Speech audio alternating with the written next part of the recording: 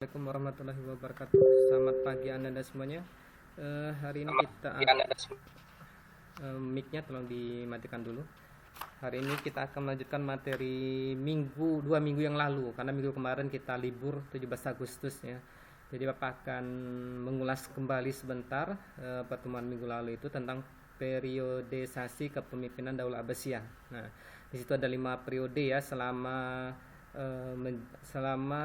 kepemimpinan Daulah Abbasiyah itu berlangsung kurang lebih 5,5 abad. 5,5 abad itu dibagi menjadi 5 periode yang dipimpin oleh 37 orang khalifah. 5 periode ini yang pertama, kenapa dibagi 5 periode? Karena masing-masing periode itu dipengaruhi oleh bangsa di luar dari Daulah Abbasiyah. Karena kan Daulah Abbasiyah seperti kita ketahui bahwasanya membuka ruang selebar-lebarnya bagi non-muslim maupun non-Arab untuk ikut andil dalam pemerintahannya. Nah, jadi makanya untuk kepemimpinan Daulah Abbasiyah itu menjadi 5 periode. Periode pertama itu dinamakan pengaruh Persia pertama karena dalam pemerintahannya dipengaruhi oleh keluarga dari Persia. Periode kedua dikatakan pengaruh Turki pertama karena pada masa pemerintahannya dipengaruhi oleh tentara Turki. Periode ketiga dinamakan pengaruh Persia kedua karena kembali lagi dipengaruhi oleh bangsa Persia dengan masuknya Bani Saljuk ke Baghdad. Yang berikutnya periode keempat dinamakan juga periode pengaruh Turki kedua, kembali lagi dipengaruhi oleh bangsa Turki. Nah, terakhir itu periode kelima itu tidak dipengaruhi oleh apapun ya, tidak dipengaruhi oleh Persia dan tidak dipengaruhi oleh Turki. Kenapa? Karena pada saat itu pada periode kelima ini Bani Abbasiyah sudah mengalami kemunduran, sudah lemah sehingga kuasa mereka hanya meliputi Irak saja ya. Di samping itu juga pada periode ini juga mendapat serangan dari Hulagukan, yaitu pemimpin tentara Mongol ya, Hulagukan. Oke, sekarang kita akan mempelajari penyebaran wilayah Islam pada masa Daulah Abbasiyah. Perkembangan Islam pada masa pemerintah Daulah Abbasiyah meliputi sekitar kerajaan-kerajaan Islam yang besar. Pada masa itu berdiri juga Daulah Umayyah di Andalusia yang dipimpin oleh Abdurrahman Ad-Dakhil dan para penguasa keturunan Daulah Umayyah. Dengan adanya kekuasaan Islam selain Daulah Abbasiyah di Andalusia, berarti wilayah dakwah Islam semakin luas.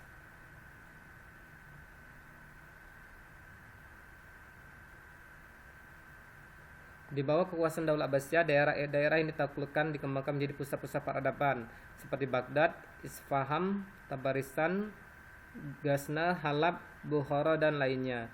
Pada beberapa kota tersebut juga sering terdapat bangunan istana para raja atau amir yang menguasai daerah tersebut. Peradaban Islam pun mengalami kemajuan cukup pesat karena para penguasanya peduli terhadap perkembangan dan kemajuan ilmu pengetahuan. Nah, jadi pada saat Abbasiyah ini berdiri, maka berdiri pula Daulah Umayyah yang ada di Andalusia. Jadi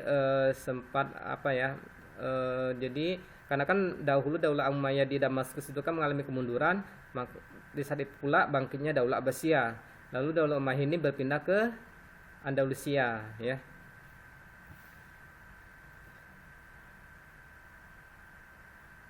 Perkembangan wilayah Islam tidak semata-mata karena ambisi memperluas wilayah kekuasaan. Para khalifah lebih peduli terhadap negeri tetangga yang ditindas oleh penguasanya. Maka khalifah terpanggil untuk menyelamatkan mereka sekaligus menguasai wilayah tersebut. Seperti halnya kerajaan Ghana yang beralih ke pangkuan Daulah Abbasiyah pada tahun 1067 sehingga menjadi negeri yang makmur. Jadi seperti kita ketahui bahwasanya Daulah Abbasiyah ini sebuah pemerintahan yang membuka lebar kepada orang-orang non-Arab maupun orang-orang non-Islam ya. Dan juga perkembangan wilayah Islam itu tidak semata-mata untuk memperluas wilayah, tetapi juga untuk membantu rakyat yang berada di negara tetangganya itu yang ditindas oleh penguasanya. Ketika Daulah Abbasiyah dipimpin oleh Khalifah Harun al-Rashid, hubungan diplomatik terjalin baik dengan Raja Charlemagne Prancis sehingga hubungan kedua kerajaan tersebut harmonis. Khalifah Harun al-Rasyid memberikan kebebasan dalam bentuk jaminan keamanan bagi orang-orang Nasrani yang ingin berziarah ke Baitul Maqdis. Hubungan tersebut sangat baik terutama dengan dalam muamalah dan saling menghormati dalam menjalankan ibadahnya masing-masing. Nah, di sini pada masa Khalifah Harun al-Rasyid seperti Bapak jelaskan beberapa minggu yang lalu, bahwasanya pada masa tersebut dikenal sebagai masa zaman keemasan Islam. Selain perkembangan ilmu pengetahuan dan teknologi, di sini juga menjadi pusat ilmu pengetahuan dunia.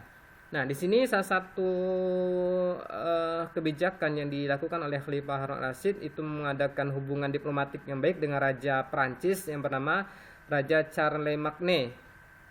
Ya, Charlemagne. Di sini Khalifah Harun al-Rasyid itu memberikan toleransi yang sebesar-besarnya bagi kaum Nasrani untuk ziarah ke Baitul Maqdis.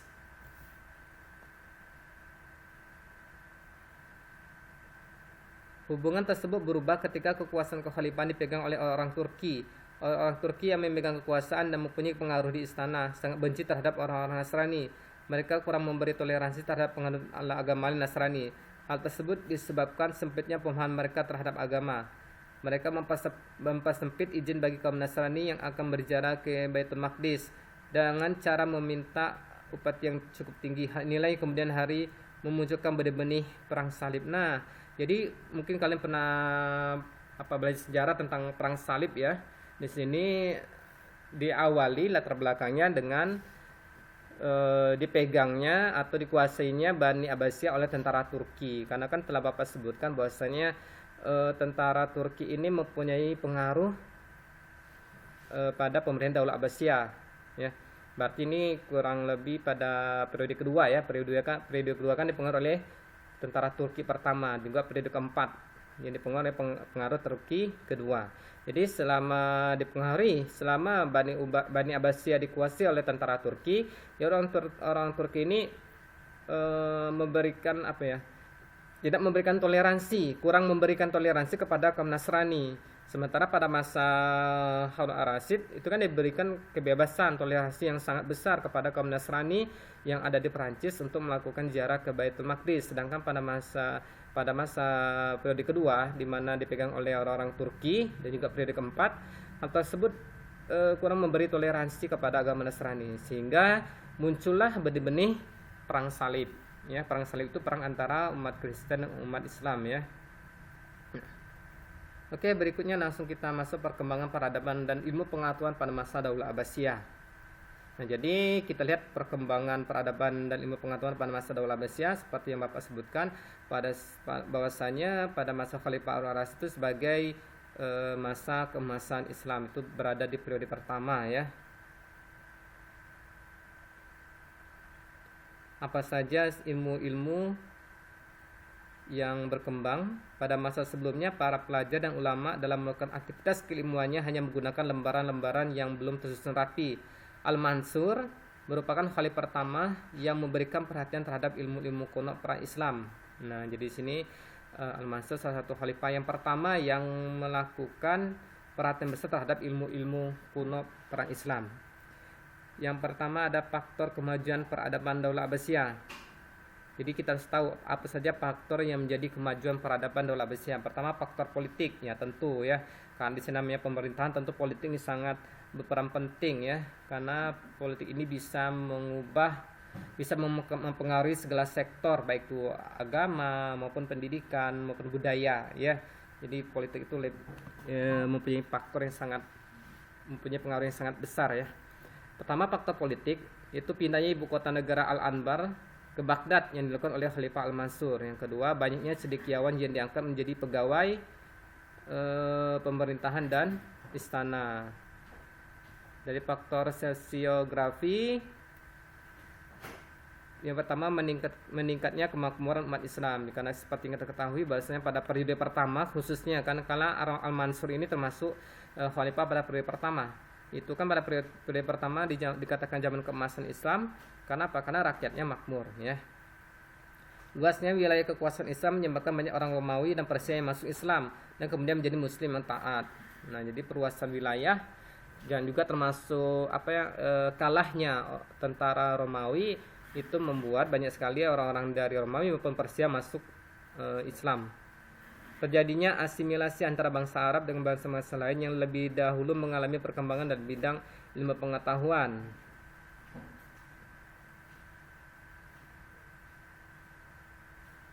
Yang keempat, adanya gerakan penerjemahan buku filsafat dan ilmu peradaban Yunani dalam Baitul Al-Hikmah, sehingga menjelma sebagai pusat kegiatan intelektual. Jadi memang betul-betul adanya campuran atau mungkin bergabungnya ya, atau ya saling mempengaruhi lah antara bangsa Arab dengan bangsa-bangsa lainnya yang lebih dahulu mengalami perkembangan dalam ilmu pengetahuan, sehingga hal tersebut membawa dampak yang baik bagi Bani Abbasiyah pada saat itu ya.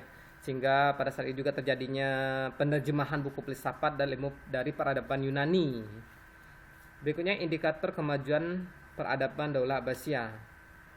Yang pertama adalah perkembangan ilmu pengetahuan. Jadi ciri kemajuan peradaban Daulah Abbasiyah yang pertama adalah perkembangan ilmu keagamaan.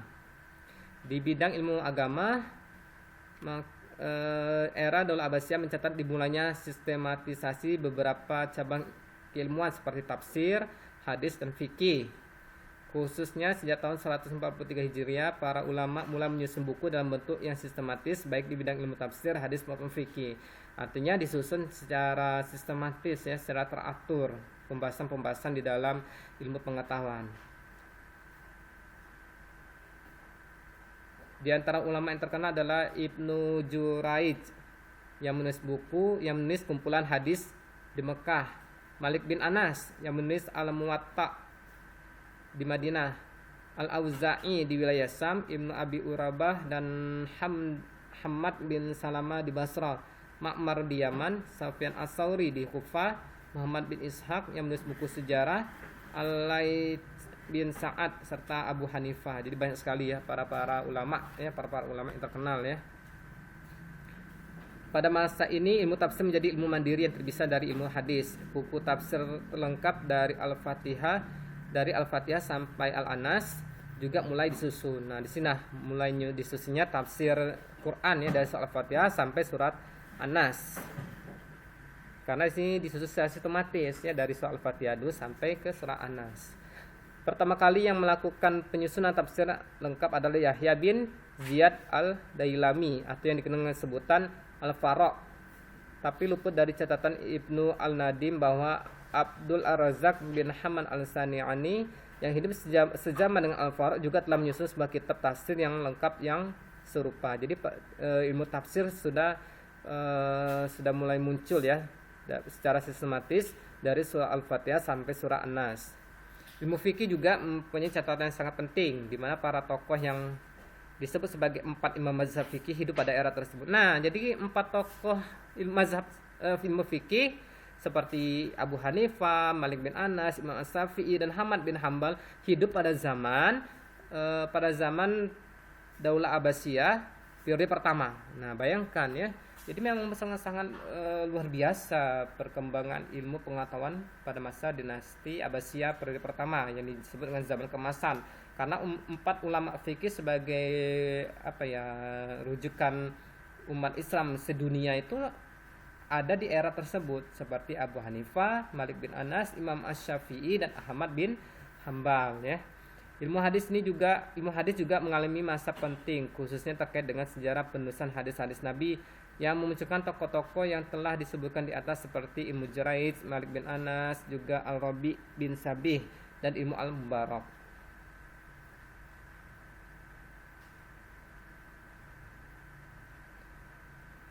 Oke, berikutnya di sini perkembangan ilmu pengetahuan. Tadi tentang ilmu agama ya, tentang ilmu hadis, fikih, dan tafsir.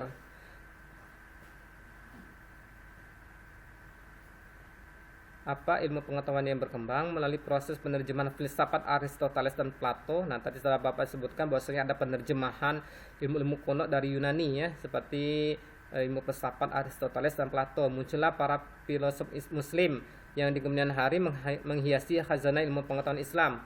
Di antara filosof yang terkenal pada masa pemerintahan Daulah Abbasiyah yang pertama adalah Abu Yusuf Yakub Ibnu Ishaq Al-Sabah Al-Kindi, Abu Nasir Al-Farabi, Abu Ali Al-Husain bin Abdullah bin Sina atau Ibnu Sina. Nah, mungkin pernah kita kenal ya, pernah kita dengar ya Ibnu Sina ya, itu ahli filsafat.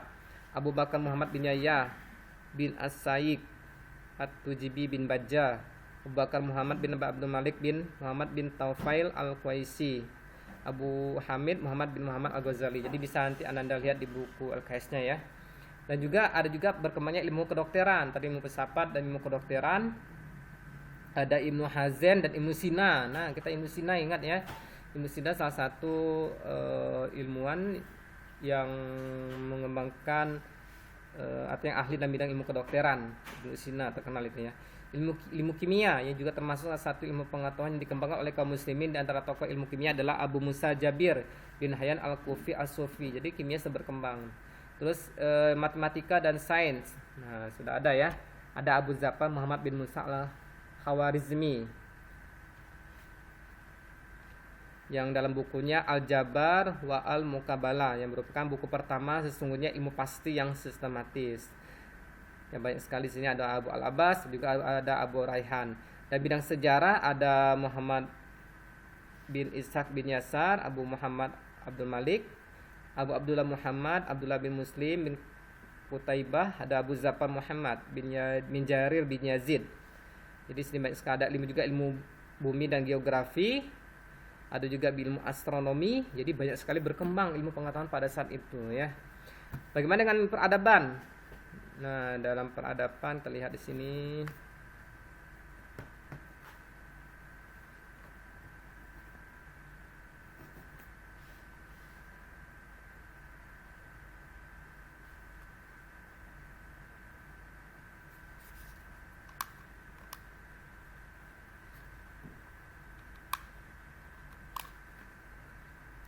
Untuk peradaban di sini ada bidang sosial budaya. Di antara kemajuan dalam bidang sosial budaya ada terjadinya proses akulturasi atau asimilasi masyarakat. Nah, jadi adanya pengaruh dari negara-negara di luar Bani Abbasiyah yang mengalami lebih dahulu ilmu pengetahuan, maka terjadilah akulturasi atau pencampuran budaya di sini ya. Seni arsitektur yang dipakai dalam pembangunan istana dan kota-kota seperti Istana Al-Qazrul Zahabi dan Kasrul Khuldi, sementara bangunan kota tersebut seperti pembangunan kota Baghdad, Samarra dan lain-lainnya. Ada juga Istana Emas ya. Istana Emas yang dibangun oleh Dul Abbasiyah karena sebagai besar sisi istananya dihiasi dan dilapisi emas. Luar biasa ya. Kemajuan yang terjadi di bidang sastra, bahasa dan seni musik pada masa ini lahir seorang sastrawan dan budayawan terkenal.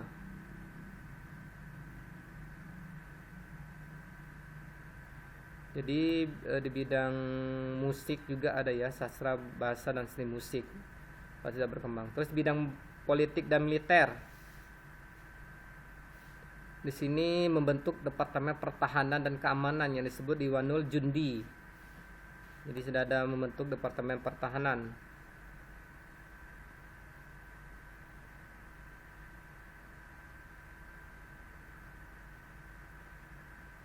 Pembentukan lembaga ini didasari atas kenyataan politik militer bahwa pada masa pemerintahan Daulah Abbasiyah banyak terjadi pemberontakan dan bahkan beberapa wilayah berusaha memisahkan diri dari pemerintahan Daulah Abbasiyah. Ini terjadi setelah periode kedua, 3 dan 4 ya. Karena periode pertama itu pada masa Khalifah yang ke-9 itu memang sudah mengalami munculnya benih-benih kemunduran Bani Abbasiyah. Terus bidang pembangunan dan tempat peribadatan. Di sini Daulah Abbasiyah bidang peradaban pada masa Abbasiyah adalah Baghdad dan Samarra. Jadi kota Baghdad dan masa Samarra ini yang menjadi pusat peradaban Islam ya.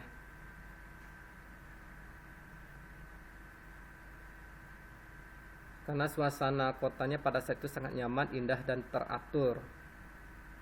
Di antara bentuk bangunan yang dijadikan pusat pendidikan adalah Madrasah An-Nizamiyah. Terus ada Kutab, lembaga pendidikan tingkat dasar sampai menengah. Jadi kalau kita sekolah ya, sekolah dasar sampai SMA atau SMK atau Madrasah Aliyah, kalau di sana namanya Kutab. Terus masjid. Nah, masjid sebagai tempat belajar tingkat tinggi atau takhasus. Majelis Munazarah, itu tempat pertemuan para pujangga, artinya para pesair ya, ahli pikir dan para sarjana untuk membahas masalah-masalah ilmiah. Majelis ini dapat dijumpai di kota-kota besar lainnya. Ada Majelis Munazarah tempat berkumpulnya cendekiawan ya, orang-orang ahli pikir ataupun para sarjana yang membahas masalah ilmiah. Terus ada Baitul Hikmah. Ini merupakan perpustakaan ya. Jadi ada perpustakaan sedang muncul di sini ya. Yang dibangun oleh Harun Ar-Rasyid. Maka pada saat itu menjadi rujukan ilmu pengetahuan dunia. Oke, dan semuanya mungkin sampai sini materi kita hari ini. Lebih kurang minta maaf. Akhiri wassalamualaikum warahmatullahi wabarakatuh.